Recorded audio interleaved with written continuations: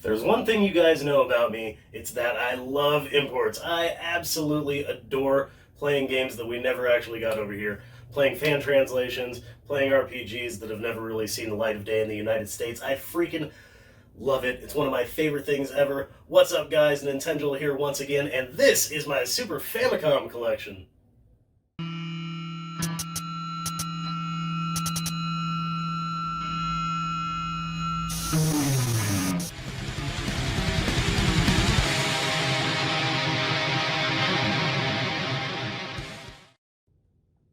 Okay, let's start things off in alphabetical order, and we're going to go with Bahamut Lagoon first, because it is indeed first in alphabetical order. Bahamut Lagoon is a tactical RPG that's actually pretty damn fun, looks really amazing, but can be kind of difficult, but awesome game for sure.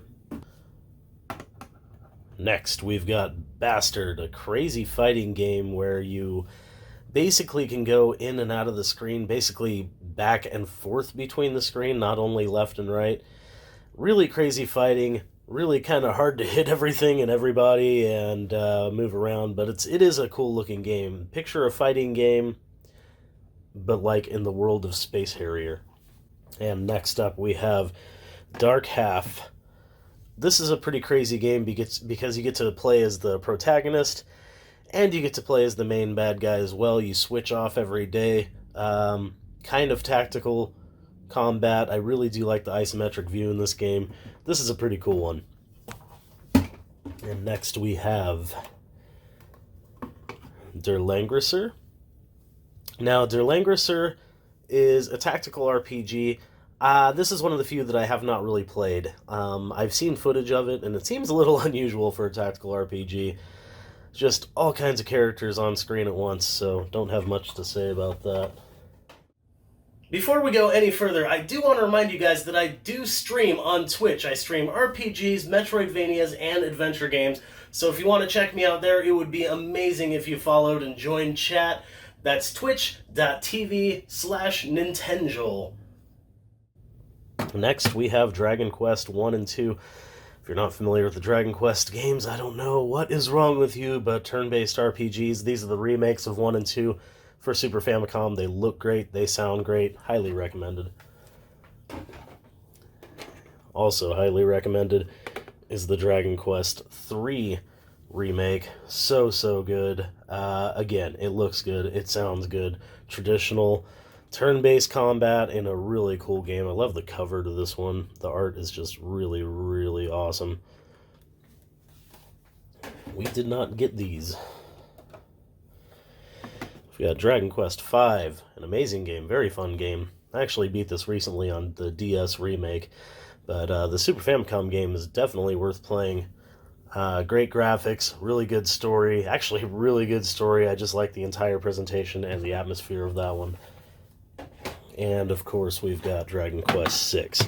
Now, this one is one of the few I'm guilty of not playing much. I've played the remake of 6 a little bit, and I've played this Super Famicom game just a tiny bit, just to make sure the translation patch worked. But, you know, more of the same. Turn-based, awesome RPG action. Now, this is one of the few...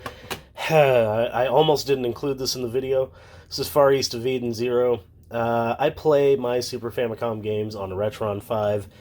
This one does have a translation patch available, but it does not work on the Retron 5 with an original cart. Don't know what's up with that, but Far East of Eden 0 is supposed to be a really good RPG, but I've never played it. I have the cart, though. Next, we have a classic, an absolute classic. Final Fantasy V. Super amazing we didn't get this here. Until we got the version on Game Boy Advance, which is how I first played it, but this is a fantastic original way to play Final Fantasy V, a truly great turn-based RPG with a really cool job system. Okay, and next we have Fire Emblem. It is Monoshu no Nazo, I believe is how it's pronounced, but of course I probably butchered that, but this is a really fun tactical RPG. We all know what Fire Emblem is, tactical RPGs with quite a bit of difficulty. These early ones can be very, very grindy, but very fun. I like the look of this one. I like the feel of this one. Next, we have one of my favorites, and this one's getting a remake very soon, here in about a month, I think. Front Mission, tactical RPG with mechs that are highly upgradable. Awesome story, super dark stuff, some of the best music freaking ever, especially that shop theme. If you guys haven't checked it out, I have done a Front Mission review on this game for Super Famicom. There is a DS version as well, but if you want to go check out my review on Front Mission, I will leave a link below in the description. I worked pretty hard on that one. It's a pretty good one. So Front Mission, one of the best tactical RPGs I've ever played. And then we have, sticking with the theme, Front Mission Gun Hazard. Now, this is not a tactical RPG. It is an RPG, but it's a side-scrolling action RPG, and you can also upgrade your mech a lot, and it's really cool. Picture something like Cybernator, but with RPG elements and a really cool story. Gun Hazard's pretty cool and highly recommended. Okay, there are some games that are just cheaper to import. There are some games that are just so expensive for a US copy that you might just want to get a Japanese copy instead. So we have Hagane for Super Famicom. This still isn't cheap, but it's a hell of a lot cheaper than Hagane on Super Nintendo, the US version. The US version goes for hundreds of dollars. Hagane on Super Famicom, I haven't checked for a while, but I believe it goes for like $70. And yeah, get this while you can. It's pretty awesome. Great game, super hard. If you're not familiar with Hagane, it's a side-scrolling action game where you control like a cybernetic ninja, and he's got like every button does something. It's absolutely insane. This is one a lot of people don't really seem to know about. This is Jackie Crush, and if you're familiar with the Crush titles, on TurboGrafx, there's Alien Crush, and then there's Demon Crush, and then there's Jackie Crush that came out on Super Famicom. And if you're not familiar with them, they're really cool pinball games that all have, like, you know, totally different backgrounds and different themes to them. They're really cool games. Jackie Crush is really awesome, actually. I'm not sure why not a lot of people know about this, but it's pretty neat. Okay, this is one of my favorite imports of all time. Poppin' Twinbee, an overhead vertical shoot-'em-up. It's a cute-'em-up. If you don't know what a cute-'em-up, it's a shoot-'em-up, but with super cute elements. Your little ships have fists, and you upgrade your weapons by collecting and juggling these bells that come out of clouds. It's absolutely wacky. There's stuff on the ground, there's stuff in the air. It's very fun, and the nice thing is this game's not too horribly hard. Really fun, very easy on the eyes. Music is great, too. Next, another one of my favorites right in a row, Psycho Dream. I've talked about this game many times. I've streamed this game a few times. It's a side-scrolling action game where you can choose between two characters. There's weapon upgrades and a very dark atmosphere. Really cool places like this underground subway, and just really, really a dark, cool game. Can be pretty difficult, but also fairly forgiving as well if you learn what you need to do. But Psycho Dream, definitely recommended.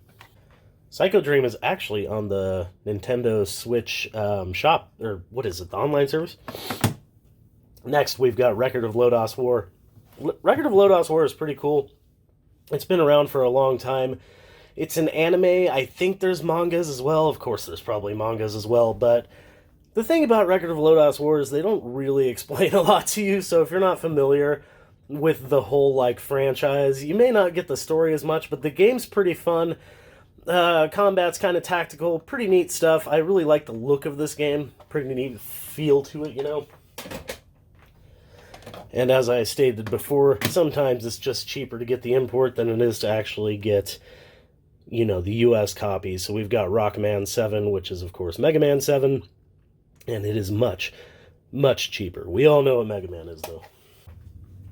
Alright, back to RPG action. We've got Romancing Saga. This is a turn-based RPG that is not really like a lot of the stuff that we got here in America. It's very not linear, and you can go from like story to story. Kind of weird. I have not actually played a ton of the Romancing Saga games, but I plan on it one day, and I really like the look and feel of these games. Like I said, I just have not played much at all. I'm not even sure I've played this one at all.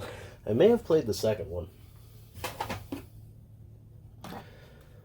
Romancing Saga 3 definitely looks cool, but same thing. It does not really play a lot like other turn-based RPGs of the time. Like I said, not as linear, but really freaking cool. These got some remakes recently that look pretty awesome.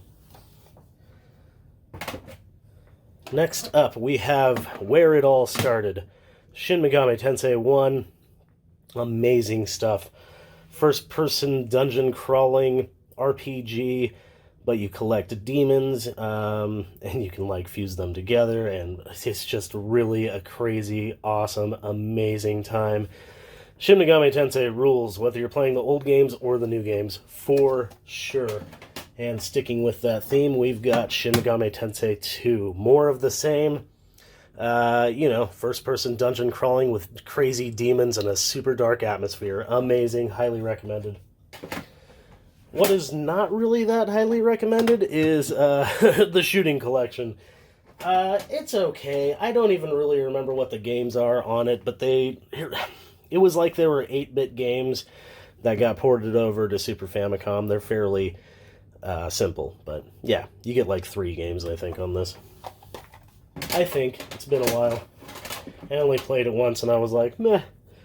You know what would be awesome? If you liked the video. You know what would be super awesome? If you commented on the video. And you know what would be even radder? If you hit that little red subscribe button. You guys rule. Okay.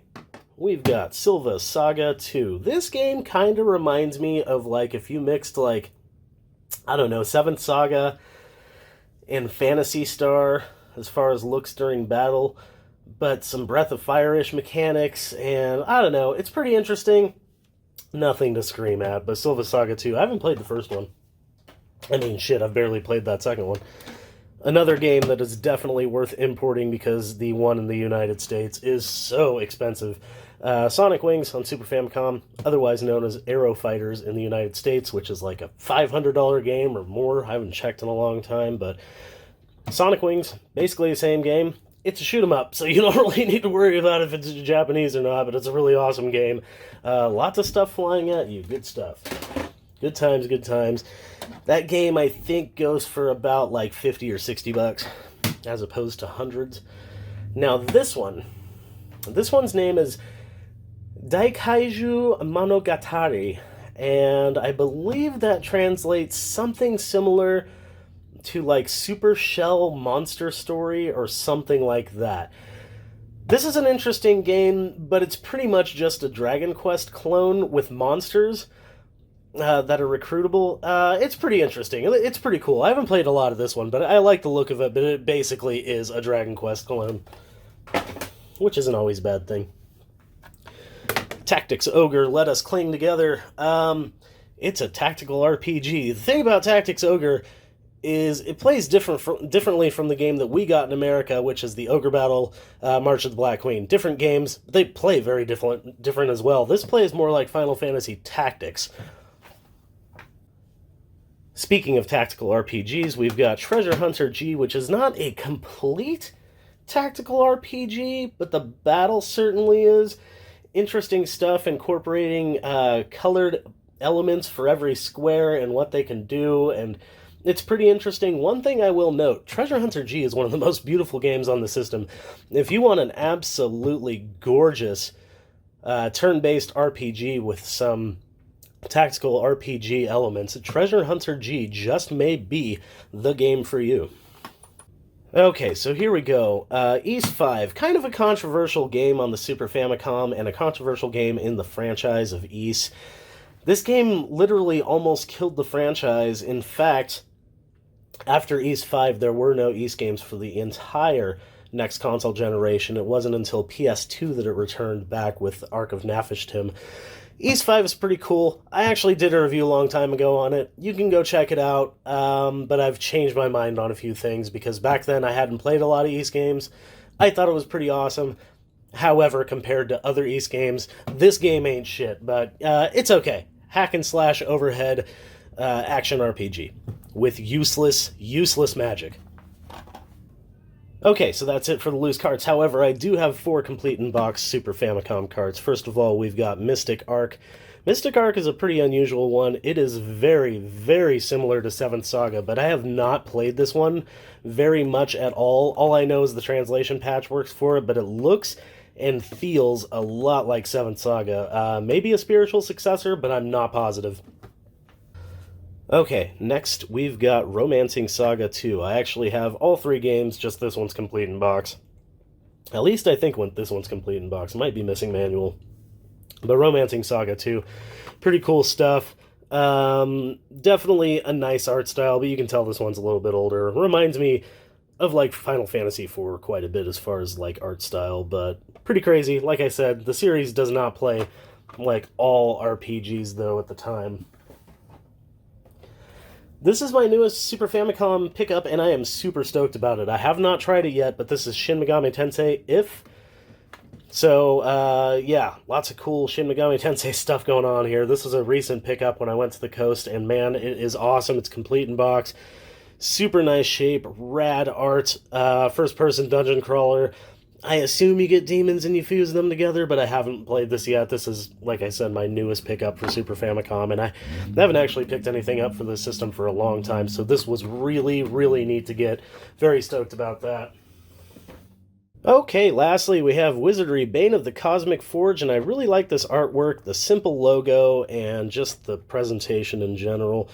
This is a pretty cool game. If you're not familiar with the Wizardry series, they are first-person dungeon crawlers, and this seems a lot better than Wizardry 5 that came out in America on Super Nintendo. This one seems a little more streamlined, a little darker, and a little cooler, if I must say, but that is it.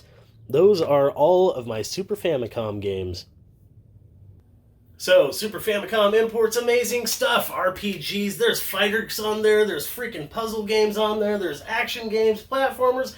There's all kinds of stuff once you actually take the plunge and start getting into imports, and especially once you start getting into Super Famicom imports, there's a lot to choose from, so get into it. If you enjoyed the video, like I said before, please like, comment, and subscribe. That would be amazing. Check me out on Twitch. That is twitch.tv/Nintenjoel. Thank you very much for watching. You guys rule. Much love, and keep rocking the retro games.